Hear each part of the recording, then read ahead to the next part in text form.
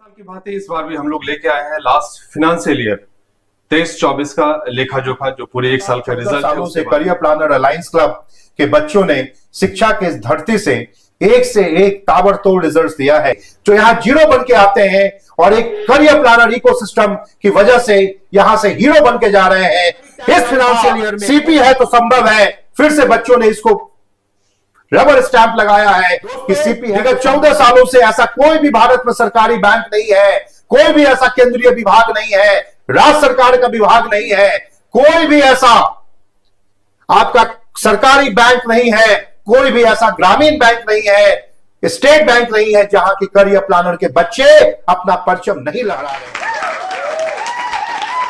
एक बार फिर से स्वागत है आप सभी का करियर प्लानर अलायंस क्लब के स्टूडियो में।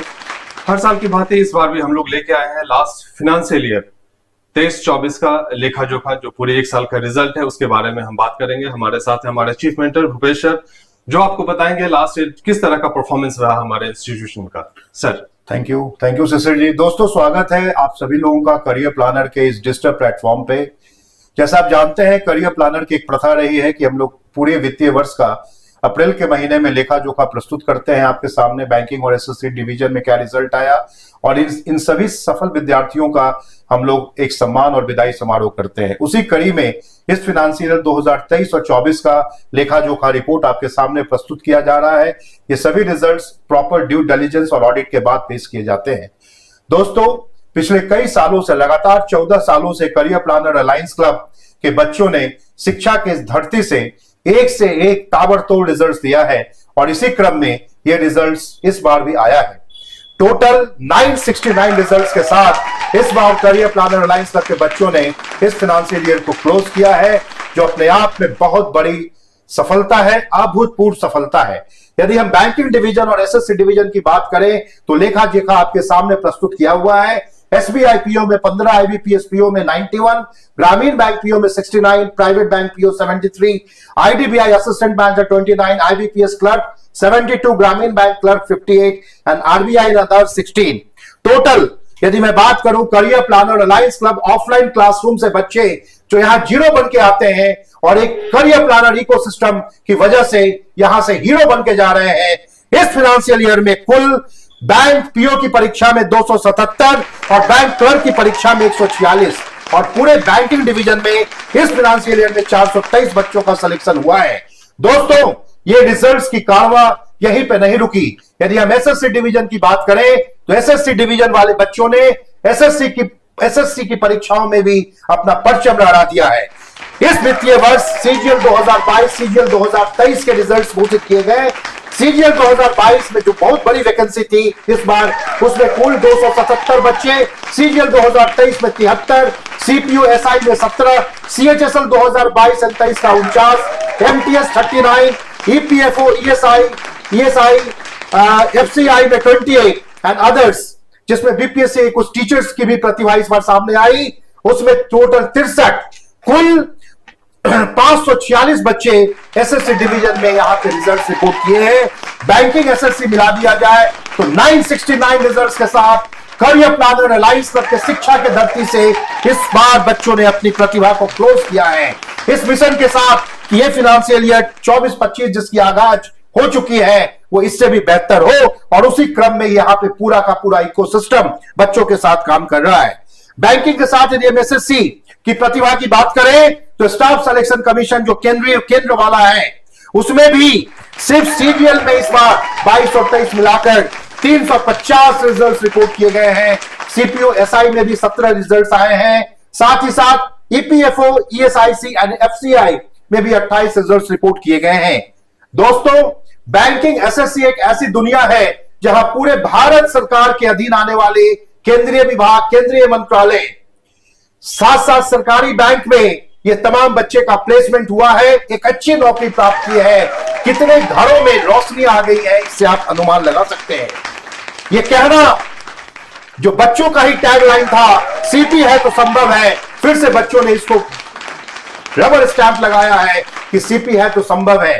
पूरा offline system zero level to advance level, zero level to hero level के लिए यहां बच्चों के लिए पूरी टीम काम करती है, जिसकी वजह से इतना अच्छा रिजल्ट आया है।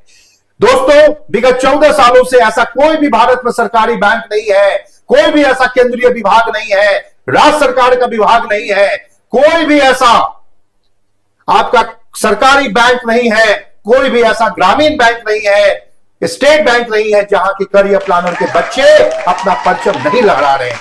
साथ ही साथ इस बार अदर्स में हमने बीपीएससी से जो शिक्षक वर्ग में बच्चे पास किए यहाँ के क्लास के, उनका भी रिजल्ट अदर्स में है। साथ ही साथ इस बार बिहार सचिवालय का जो रिजल्ट एसओ कैटेगरी का आया, उसका भी काउंटिंग मैंने अदर्स में ही किया है।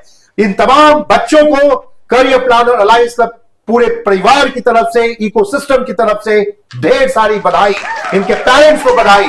पर साथ साथ उन बच्चों के लिए मेरा मैसेज है कि जो बच्चे किसी कारण बस कुछ नंबर से छूट गए, मेरिट लिस्ट में जगह नहीं बना पाए, आप एकदम हताश मत होइए। ये अगला 6 महीना से 1 साल आपका समय आने वाला है, इसलिए आपको ऑल द बेस्ट।